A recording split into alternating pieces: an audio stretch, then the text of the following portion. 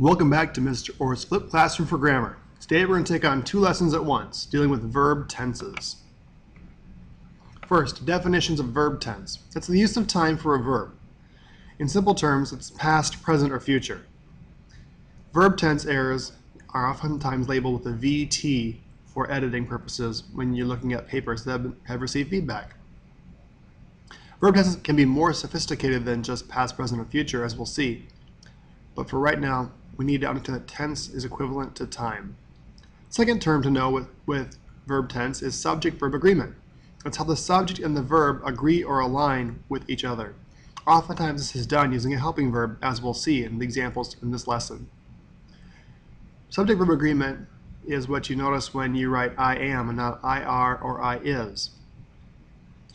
When you label this in editing, you might put an AGR-SV for agreement, subject, verb, since there's more than one type of agreement error.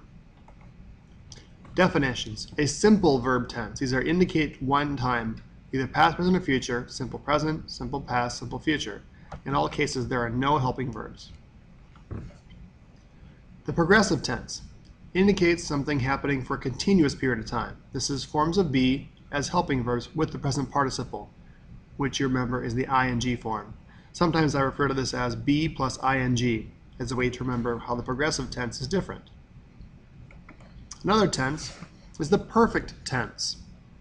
This is another example of when you have to set aside what you think the word means in your experience in the word perfect or perfection, and we give it a whole new meaning when you're talking about grammar and verb tenses. When you use the perfect tense, this indicates a time that's before the simple tense.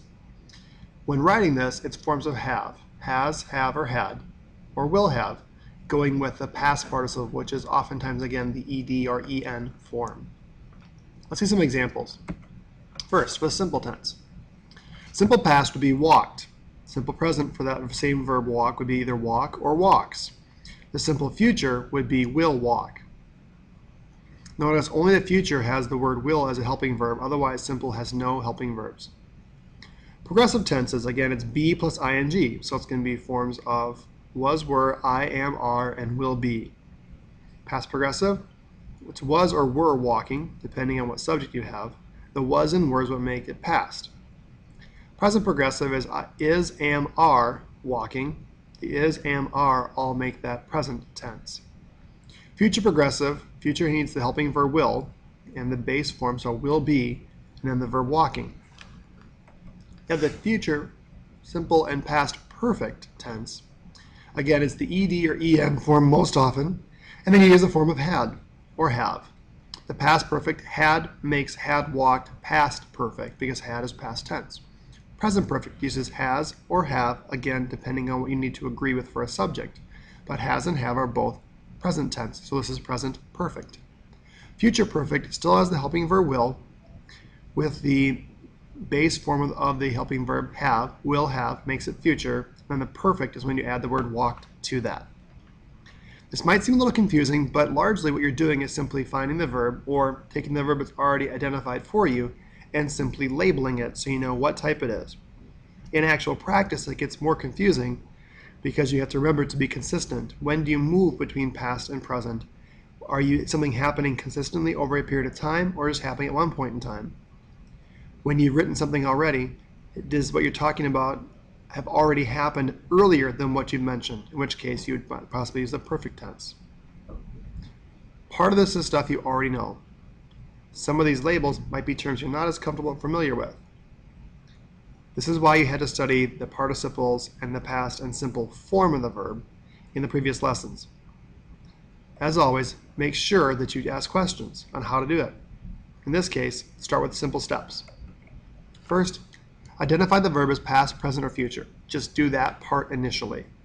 Once you've done that, then looking at the helping verbs, whether there are any, in which case it'd be progressive or perfect, or none, where it'd be simple, then identify it as past, present, or future. In the previous slide, I mentioned that you put the simple in front of past, present, or future, but in other cases of verb tenses, you put the past, present, or future first. Simple past, simple present, simple future when you state that. Otherwise, you state it as past progressive or present perfect, for example. And the last thing to do is always check for agreement in number and person.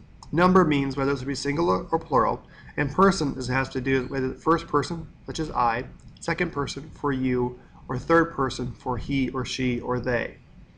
So you want to check to make sure that it aligns not only with the subject in that one sentence, but also to other verbs in that and surrounding sentences. This is where it gets complicated, and you might have some feedback that tells you need to polish up on this a little bit more. Stay with it, ask questions, take great notes, watch this video again. Make sure of all times you have examples written down. And when you practice, check in with your teacher to see if you're on the right track. Good hunting!